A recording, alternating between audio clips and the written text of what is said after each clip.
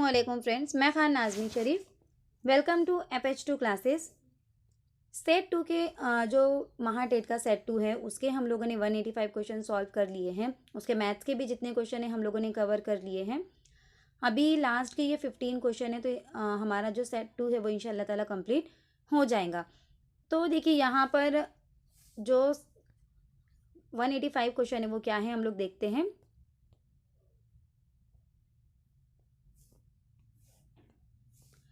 What angle is made by our hand in 36 second. यानी जो हमारी क्लॉक होती है उसके अंदर जो उसके घड़ी के कांटे होते हैं, उन घड़ी की सुइयों के ज़रिए 36 सेकेंड के अंदर कौन सा ज़ाविया बनता है। तो देखिए यहाँ पर मैं आपको बेसिक कंसेप्ट भी बताती हूँ। आपको बेसिक कंसेप्ट मालूम होनी चाहिए कि जो घड़ी की जो कांटे हैं, घड़ी की जो सुइयाँ हैं, उनके दरमियान कितने कितने दर्जे के ज़ाविये बनते हैं, ताकि इससे रिलेटेड क्वेश्चन अगर आपको आए तो आप आसानी से इसे सॉल्व कर पाएँ। देखिए 5 मिनट के अंदर जो है 5 मिनट के अंदर 5 मिनट के अंदर कितने डिग्री का एंगल बनता है, यहाँ पर 30 डिग्री का। 5 मिनट में कितने डिग्री का एंगल बन रहा है, 30 डिग्री का। तो 1 मिनट में कितने का बनेगा, यानी 30 को हम 5 से क्या करेंगे, डिवाइड करेंगे। तो 1 मिनट में कितने का होगा, सॉरी, तो यहाँ पर देखिए कि 5 मिनट के अंदर 30 डिग्री का एंगल बनता है। तो 1 मिनट के अंदर कितने का बनेगा, यानी 30 को हमको क्या करना होगा, 5 से डिवाइड करना होगा। तो कितना आएगा, वो 6 डिग्री का एंगल होगा। अब 1 मिनट के अंदर कितने सेकंड होते हैं, 1 मिनट में 60 सेकंड होते हैं, यानी अब हमको सेकंड का निकालना होगा। यहाँ पर मैं आपको बेसिक कंसेप्ट पहले बता रही हूँ। एक बार आपको ये याद होगा तो आपको डायरेक्टली समझ में आ जाएगा कि अगर आपको मिनट में पूछा है तो आपको किससे मल्टीप्लाई करना है या जो भी डिवीजन करना है। ओके, तब यहाँ पर देखिए 5 मिनट के अंदर 30 डिग्री का एंगल बनता है। 1 मिनट के अंदर 6 डिग्री का एंगल बनेगा अगर हम 30 को 5 से डिवाइड करेंगे तो। उसके बाद हमको सेकंड में देखना है, यानी यहाँ पर हमको क्या करना है, ये जो 6 डिग्री का एंगल बन रहा है, अब 6 डिग्री का एंगल 1 मिनट में बन रहा है। कितने मिनट में, 1 मिनट में। हमको कितने का निकालना है, अब सेकंड का निकालना है कि 1 सेकंड में कितने का बनेगा। तो 1 मिनट में कितने सेकंड होते हैं, 60 सेकंड होते हैं, यानी हम क्या करेंगे, इसको 60 से डिवाइड करेंगे। ओके, 60 से जब हम इसको डिवाइड करेंगे तो कितना आता है, ये देखिए, ये आ जाता है 0.1 आता है। कैसे 0.1 आ रहा है, क्योंकि 6 जो है ये कैसा है, बड़ा है, छोटा है 60 से, तो डिवाइड नहीं हो सकता। अगर हम यहाँ पर देखेंगे कि ये 6 और ये 60 है, अब डिवाइड हो सकता है क्या, हम यहाँ पर 0 लेंगे। ओके, देन यहाँ पर पॉइंट लगाने के बाद हम इसको बड़ा करेंगे, 60 कर देंगे, तो 61 सा 60 हो जाएगा ये। यानी कितना बन रहा है, 1 सेकेंड के अंदर जो एंगल बनता है वो 0.1 डिग्री का बनता है। ये कंसेप्ट आपको मालूम होनी चाहिए कि 5 मिनट के अंदर 30 डिग्री का, 1 मिनट के अंदर 6 डिग्री का और 1 सेकेंड के अंदर 0.1 डिग्री का। अब एकदम आसान हो गया फिर ये सवाल। क्या करना है आपको कि 36 सेकेंड में कौन सा ज़ाविया बनेगा। अब 1 सेकेंड के अंदर अगर 0.1 का है तो 36 को हमको क्या करना है, 0.1 से मल्टीप्लाई करना है। तो 0.1 से जब मैं इसको मल्टीप्लाई करूँगी तो यहाँ पर ये 3.6 कुछ इस तरह से आंसर आ जाएगा। ओके, मल्टीप्लाई करने के बाद अब ये 3.6, अब यहाँ पर हम देखेंगे कि 3.6 ऑप्शन में गिवन है क्या। अब देखिए 3 पॉइंट यहाँ पर 120 है, 120 का तो नहीं बनेगा, 3 डिग्री का भी नहीं बनेगा, 3.6 डिग्री का बनेगा। यानी जो भी आपको अगर सेकंड में पूछा जा रहा है, जो भी आपको सेकंड दिए जाएंगे, बस उसमें आपको पॉइंट ऐड कर देना है, क्योंकि 0.1 से मल्टीप्लाई करने के बाद क्या होगा, बीच में पॉइंट ऐड हो जाएगा, यानी 3.6 डिग्री यहाँ पर आंसर आएगा। तो देखिए यहाँ पर 3/10 है और 10/3 है, तो इसका जो करेक्ट आंसर होगा ना वो 3/10 होगा। कैसे 3/10 होगा, देखिए अब देखिए कि 3.6 डिग्री का बन रहा है। अब मुझे अगर इसका पॉइंट हटाना है,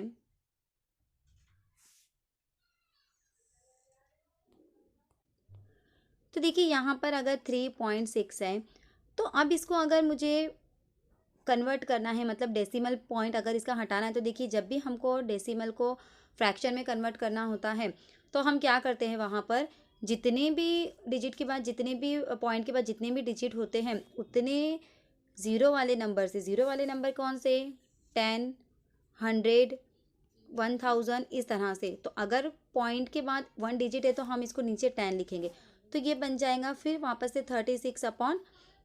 लेकिन यहाँ पर 36/10 नहीं गिवन है, तो यहाँ पर क्या है 3/10 डिग्री गिवन है, तो हम 3/10 ही उसको क्या करेंगे, कंसिडर करेंगे। ओके, तो यहाँ पर इसका जो करेक्ट आंसर क्या होगा, वो होगा 3/10। अब देखिए अगर नेक्स्ट क्वेश्चन है, खालिल पैकी पुलिंग शब्द ओढ़का। पुलिंग यानी क्या, मेल, तो कौन सा है यहाँ पर, जाहिर सी बात है कोल्हा। मांजर जो है वो फीमेल में आता है, गाय भी फीमेल में आता है, बकरी भी फीमेल में आती है, तो कोल्हा जो है यहाँ पर क्या होगा, इसका पुलिंग फॉर्म होगा। अब नेक्स्ट क्वेश्चन है क्वेश्चन नंबर 188। हमको क्या करना है, यहाँ पर सीरीज को कंप्लीट करना है कि in the given question find the answer figure in which question figure is embedded. यानी ये जो क्वेश्चन फिगर है इसका कंप्लीट फॉर्म कौन सा होगा, या ये क्वेश्चन फिगर कौन से इन 4 ऑप्शन के अंदर छुपा हुआ आपको नज़र आ रहा है। तो देखिए बिल्कुल भी इसमें गौर करने वाली कोई भी बात नहीं है, हमको दिखाई दे रहा है कि कौन सा होगा वो। मतलब इतना आसान क्वेश्चन है, अगर मैं समझूंगी कि इस पेपर का सबसे आसान क्वेश्चन, कि डायरेक्टली हमको समझ में आ रहा है कि यहाँ पर जो है 1 जो है इसका करेक्ट आंसर होगा, ऑप्शन नंबर ए। कि हमको डायरेक्टली समझ में आ रहा है कि ये फिगर इससे मैच कर रहा है, यानी इस फिगर को अगर हम कंप्लीट करेंगे तो कुछ इस तरह से वो नजर आएगा। ओके, नेक्स्ट क्वेश्चन है, हमको क्या करना है, सरल रूप क्या, यानी सिंप्लीफाई करना है, आसान इसको हमको बनाना है। आसान बनाना है यानी इनकी एडिशन करनी है। क्या है ये, 3 2 1 0 4 3, देन 4 2 1 3 0 एंड 2। अब देखिए 3 और 2 कितने होते हैं, 5। 4 और 0 कितने होते हैं, 4। 3 और 0 कितने होते हैं, 3। 1 और 1 कितने होते हैं, 2। 2 एंड 2 कितने होते हैं, 4। 4 एंड 3 कितने होते हैं यहाँ पर, 7। यानी 7 4 2 3 4 5, 7,42,345, 7,42,345। कहाँ पर है ये आंसर, हमको कहाँ नजर आ रहा है, देखिए 7,42,345 हमको यहाँ पर नजर आ रहा है, तो ये जो है इसका करेक्ट आंसर होगा। ओके, अगला क्वेश्चन देखते हैं 190। When we exhale our lungs, यानी जब हम सांस लेते हैं तो हमारे जो फेफड़े हैं वो क्या होते हैं, सिकुड़ते हैं, फैलते हैं, एक जैसे रहते हैं, मतलब जैसी पोजीशन है वैसे ही रहते हैं, या फिर नन ऑफ द अबव, यानी इनमें से कुछ भी नहीं। तो देखिए जब हम सांस लेते हैं तो हमारे जो फेफड़े हैं वो सिकुड़ते हैं, जब हम सांस छोड़ते हैं तो वो फैलते हैं। तो इस तरह से सिकुड़ने और फैलने का अमल वहाँ पर होता है। ओके, तो सांस छोड़ने के टाइम पर क्या होते हैं, वो सिकुड़ते हैं। तो यहाँ पर क्या आएगा इसका, सिकुड़ते हैं। क्वेश्चन नंबर 191 देखेंगे। A sentence with an underlined word is given below. Find the word which is most similar in meaning to the underlined word. क्या है यहाँ पर question, A sentence with an underlined word is given below. Find the word which is most similar in meaning to the underlined word. The road to happen is paved with adversities. अब यहाँ पर हमको क्या करना है, जो underline word है उसका हमको क्या करना है, सेम मीनिंग हमको यहाँ पर तलाश करना है। क्या हो सकता है, तो क्या है यहाँ पर इसका सेम मीनिंग है, मिस फॉर्च्यून, यानी अकॉर्डिंग टू सेंटेंस हमको जाना है। तो एडवर्सिटीज़ का जो सिमिलर मीनिंग है वो क्या है, मिस फॉर्च्यून है। ओके, नेक्स्ट क्वेश्चन है क्वेश्चन नंबर 192, जो है ये भी रीजनिंग का क्वेश्चन है। तो क्या है यहाँ पर देखिए कि find out which of the following figure A, B, C, D can be formed from the piece given in the figure। यानी वही कंप्लीट करना है, यानी इस अगर फॉर्मेट को अगर हम लेते हैं, इन टुकड़ों को अगर हम मिलाते हैं तो इनमें से कौन सा फिगर हम बना सकते हैं, हमको वो तलाश करना है यहाँ पर। अब देखिए इसका करेक्ट आंसर क्या होगा, अगर आप यहाँ पर गौर करेंगे इन पीसेस के ऊपर, तो ये चारों भी पीसेस हमको कैसे नज़र आ रहे हैं, इक्वल, यानी कुछ इस तरह से इनका इस तरह से कुछ फॉर्मेट है। देखिए कुछ इस तरह से ये फॉर्मेट हमको नज़र आ रहा है ऐसे। तो अब यहाँ पर अगर मैं इन चारों को ऐड करती हूँ कुछ इस तरह से, यानी यहाँ पर, तो हमको एक कंप्लीट सर्कल नज़र आता है कुछ इस तरह से, क्योंकि चारों इक्वल पीसेस है, उनके जो इक्वल हमको नज़र आ रहे हैं। तो यहाँ पर ही अगर इस सर्कल को अगर हम देखेंगे तो इस सर्कल में यहाँ पर हमको 4 इक्वल पार्ट उसके दिखाई दे रहे हैं। उसके बाद यहाँ पर ये जो छोटे छोटे पॉइंट बच गए, तो एक को यहाँ ऐड कर दिया गया, एक को यहाँ ऐड कर दिया गया। तो देखिए आपको ये जो दो छोटे पार्ट है वो हर जगह नज़र आ रहे हैं, लेकिन जो गिवन 4 पार्ट है जो बिग, उसको हमको देखना है कि उससे किस तरह का सर्कल बन सकता है। तो यहाँ पर तीनों के अंदर अगर हम देखेंगे तो डिवीज़न जो है सर्कल का वो इक्वल नहीं है, सिर्फ सी में ही है जो सर्कल इक्वल पार्ट में डिवाइड किया गया है, 4 इक्वल पार्ट में, यानी इन 4 इक्वल पीसेस को ज्वाइन करके एक सर्कल बनाया गया है। तो इसका जो आंसर होगा वो ऑप्शन नंबर सी होगा। अब मणि पूर्ण करा, यहाँ पे क्या है, उथड़ पानी वाला डैश फार, यानी जो उथला पानी होता है उसको क्या होता है, तो क्या यहाँ पर खड़खड़ाहट, क्या होगा इसका, खड़खड़ाहट। यानी अगर आप गौर करें, देखिए हमने 2 ही पेपर सॉल्व करे, लेकिन उससे समझ में आ रहा है कि संधि मणि यानी जो शब्दों से रिलेटेड जो क्वेश्चन है मराठी के वो ज़्यादा पूछे गए हैं, ना कि ग्रामर आपको ज़्यादा पूछा गया है यहाँ पर। यानी आपको शब्दों की मालूमात होनी चाहिए। Out of the given 4 words, only one is spelled correctly. Find the word that is correctly spelled.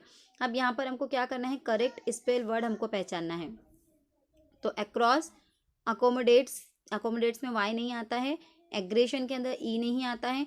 इस तरह से हमको क्या है यहाँ पर सही वर्ड अगर हम पहचानेंगे तो अचीव जो है ये हमारा सही वर्ड होगा यहाँ पर। तो इसका जो करेक्ट आंसर होगा वो क्या होगा, अचीव होगा।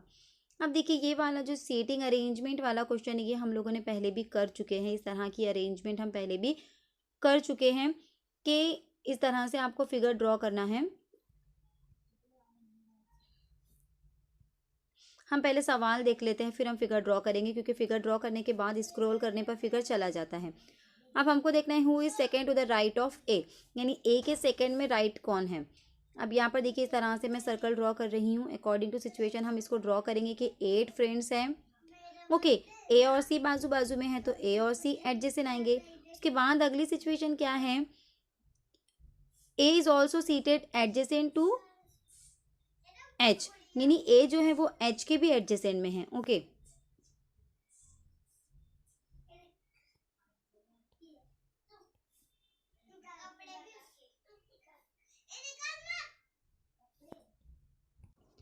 तो देखिए A is also seated adjacent to H, यानी ए एच के भी बाजू में आएगा। यानी अगर यहाँ पर मैं ए लेती हूँ तो यहाँ पर मुझे सी लेना होगा, क्योंकि ए के फौरन बाजू में एच भी गिवन है। B is second to the right of H, और बी जो है वो एच के राइट में सेकेंड नंबर पर है। अब एच का राइट यानी इस साइड में, तो यहाँ पर बी सेकेंड नंबर पर है, बराबर। अब एच के एडजेसेंट कौन है, यहाँ पर एच के साथ ई है तो एच के बाजू में मुझे ई लेना होगा। बी का एडजेसेंट कौन है, एफ है, तो यहाँ पर मुझे एफ लेना होगा। कौन सी जोड़ी बच गई यहाँ पर, जी एन ई की जोड़ी बच गई। Okay, sorry D N G की, तो मैं इसको कैसे भी ले सकती हूँ, डी और जी के लिए कोई खास सिचुएशन नहीं दी गई है, बस उनको बाजू में लेना है।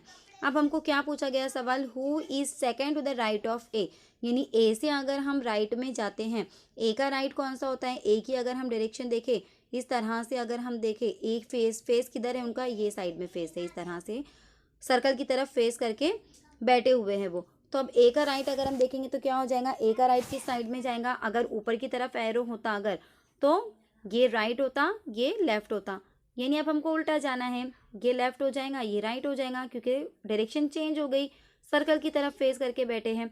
तो ए के राइट में यानी इस साइड में अगर हम जाते हैं तो सेकेंड नंबर पर क्या आता है, यहाँ पर ई आता है। तो इसका करेक्ट आंसर क्या होना चाहिए, फिर ई होना चाहिए। तो ऑप्शन नंबर बी देखिए उसका करेक्ट आंसर है। तो इस तरह से आपको मालूमात दी जाएंगी अकॉर्डिंग टू इन्फॉर्मेशन, आपको फिगर ड्रॉ करना है। तो इस पर एक ही इन्फॉर्मेशन के ऊपर 4 से 5 सवालात है, तो एक ही जगह आप अच्छे से फिगर को ड्रॉ करिए और उसी पर आप क्या कर सकते हैं, 5 मार्क्स आसानी से हासिल कर सकते हैं। अगर आपका फिगर सही है तो, गलत है तो 5 मार्क्स हाथ से जा सकते हैं आपके, तो इस पर आपको ध्यान देना है। 196 है, a sentence with an underline phrasal verb is given below. Out of the 4 options, choose the one which can be substituted for the given phrasal verb. In spite of getting shot by the Tibetan Malala Yousafzai stood for women educational and bore away the Nobel Prize. अब यहाँ पर देखिए bore away का हमको क्या करना है, इसकी जगह पर हम क्या सुटेबल दूसरा वर्ड ले सकते हैं, क्या आ सकता है वो हमको, तो क्या मिलेगा, उनकी ब्रेवरी की वजह से क्या मिलेगा, अकॉर्डिंग टू सेंटेंस अगर हम जाए तो ब्रेवरी की अगेंस्ट हमको क्या मिलता है, रिवॉर्ड मिलता है। तो वॉन हो गया, मतलब जीते उन्होंने, तो यहाँ पर क्या आएगा, इसका करेक्ट आंसर वॉन होगा।